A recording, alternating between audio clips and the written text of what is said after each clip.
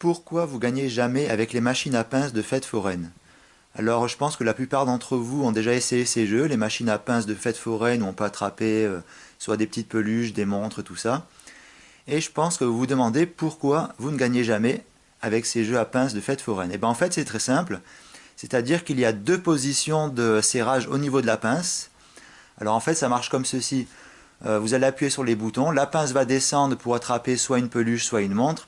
Il y a une première force de serrage. Alors souvent, vous pouvez constater que la pince attrape par exemple une peluche, remonte et hop, comme par hasard, avant de la mettre dans le petit panier où vous pouvez la récolter, la peluche retombe donc dans le bac de la machine à pince. Ben, en fait, c'est très simple, c'est-à-dire que, comme je vous disais auparavant, il y a deux forces de serrage au niveau de la pince.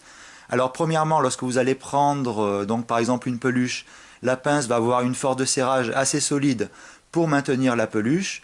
Mais lorsque le bras mécanique va remonter et se dirige donc vers l'endroit où vous allez récupérer la peluche, il y a un deuxième cran de serrage par un contacteur électronique qui fait que la pince se desserre un petit peu. Alors donc, comme je vous disais, premier temps, la pince a assez de force de serrage pour attraper une peluche. En deuxième temps, quand elle est en route pour redistribuer donc votre peluche en gain, eh bien, la pince se desserre et relâche donc la peluche.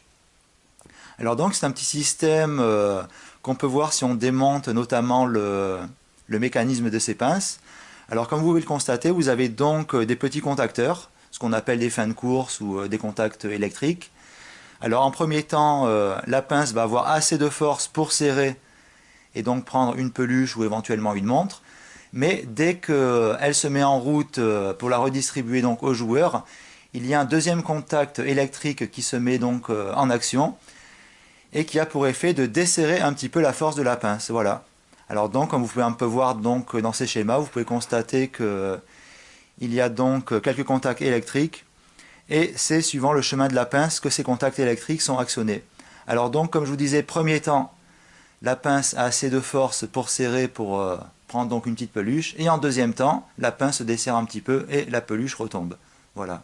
Alors je pense que vous avez donc plus ou moins tous essayé ces machines.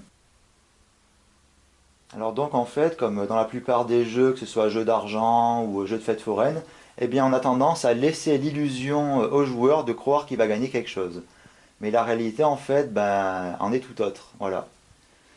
Donc c'est un petit peu ce qu'on pourrait considérer comme une petite arnaque si l'on veut, mais bon, c'est les jeux, c'est fait comme ça. Tout est fait pour donner l'illusion au joueur de croire qu'il peut gagner quelque chose, alors qu'en réalité, c'est pas évident. Et donc vraiment, il n'y a plus de secret vraiment pour comprendre comment ces systèmes fonctionnent. Voilà, bon, c'était juste une simple petite vidéo afin de vous expliquer le fonctionnement de ces machines de fête foraine. Voilà. J'allais dire machine à sous, hein, excusez-moi, c'est pas une machine à sous, c'est une machine à pince. Bon ben j'espère que cette petite vidéo vous a plu et je vous dis donc à très bientôt pour des prochaines petites vidéos sur les jeux. Allez, salut tout le monde!